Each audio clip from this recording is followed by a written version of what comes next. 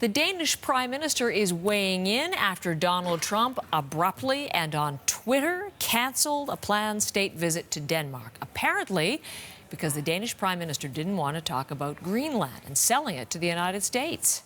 It is with regret and surprise that I received the news that President Trump has cancelled his state visit to Denmark on the 2nd and 3rd September. I had been looking forward to the visit. Our preparations were well underway. So, yeah, it was a late-night tweet that the trip was off.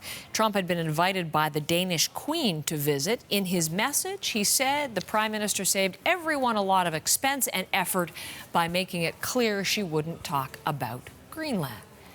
Michael, what else is the Danish Prime Minister saying about all of this? Well, very measured words here, Heather. We need to point out that you spoke earlier in the hour when Andrew Scheer was speaking here in Canada. She was speaking in Denmark, and obviously she's choosing her words carefully, obviously a sense of disappointment. But bear in mind, for days now, she and her surrogates have been talking about this visit and the United States as friends and allies. So this did catch them off guard, and they're now dealing with this public humiliation. And to that, take another listen to the more measured words of the Danish Prime Minister, Mette Frederiksen.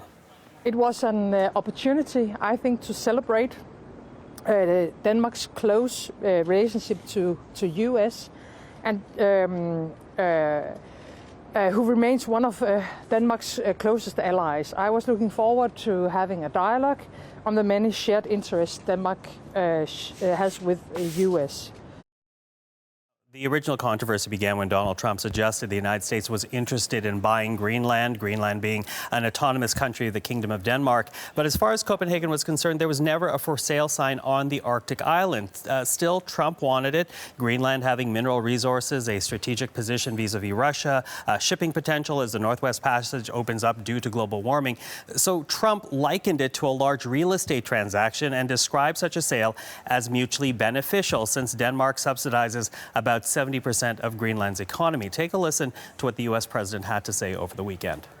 It's hurting Denmark very badly because they're losing almost $700 million a year carrying it. So they carry it at a great loss. And strategically for the United States, it would be nice. And we're a big ally of Denmark, and we help Denmark, and we protect Denmark, and we will.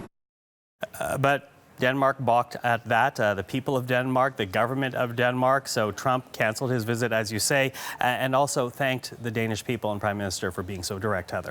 How? I mean, Denmark's an ally, big ally of the West. How might this affect their relations, Michael?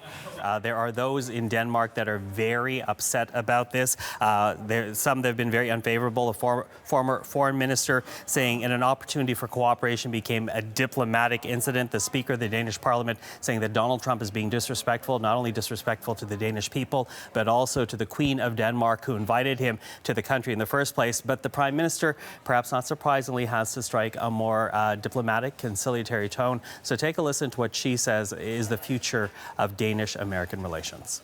We will, of course, from Denmark, continue our ongoing dialogue with the U.S. on how we can develop our cooperation and deal with the many common challenges we are facing. So still many shared concerns, but if you go through the editorial pages in Denmark right now, a chief concern for the Danish people is the basic matter of respect, Heather. Thanks, Michael. You're welcome. Appreciate it.